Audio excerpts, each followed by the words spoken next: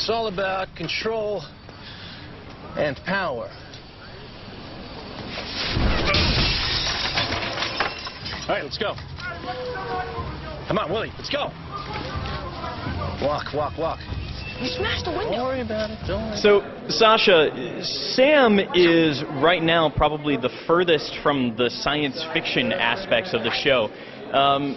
How do you work that into your role, or do you have to at all? Are you able to just keep it that grounded section? I mean, I think with science fiction, you mean technologically advanced or involved. I kind of enjoy the Toron storyline. I think there's this retro feeling, and they're in some ways stuck in a different world, a past, a different style, and I enjoy living in that analog world, so to speak. But Sam will get more involved, and much more involved and invested in the sci-fi worlds.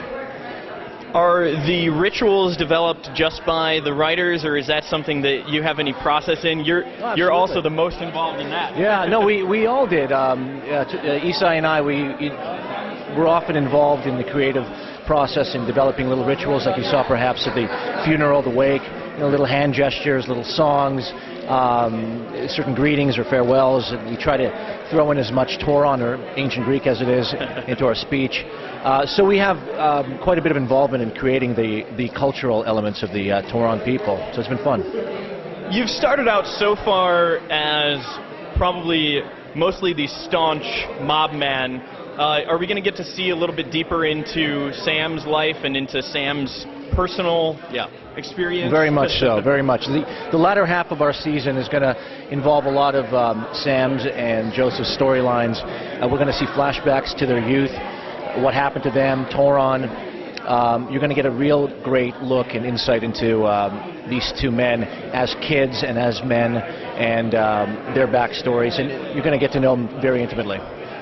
How's the experience for you as an actor playing somebody that is part of the backstory of all of these characters that the grand majority of the fans already know? Right. Well, it's a great honor. It's fun to be able to work with young Bill Adama and influence him and mislead him sometimes and corrupt him. But it's a lot of fun. It's also great because there's not as much pressure on me. I'm more of a new character that's been introduced, whereas Isai has more of a responsibility because his character's been spoken about quite a bit on BSG. So a lot of fun to create new storylines, new backstories for all the characters in the family. Do you think of Sam as a villain, or do you think of him as just another guy? I think we all see our characters as heroes in their own way. Okay. I never judge a character. So how is he a hero? Well, he's a hero in his life and his story. His story, he's the hero of his story. We all are. But I think that I never judge the character, and he just believes what he believes.